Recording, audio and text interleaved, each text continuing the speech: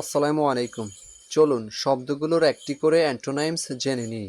Scroll না করে দয়া করে সম্পূর্ণ ভিডিওটি দেখুন।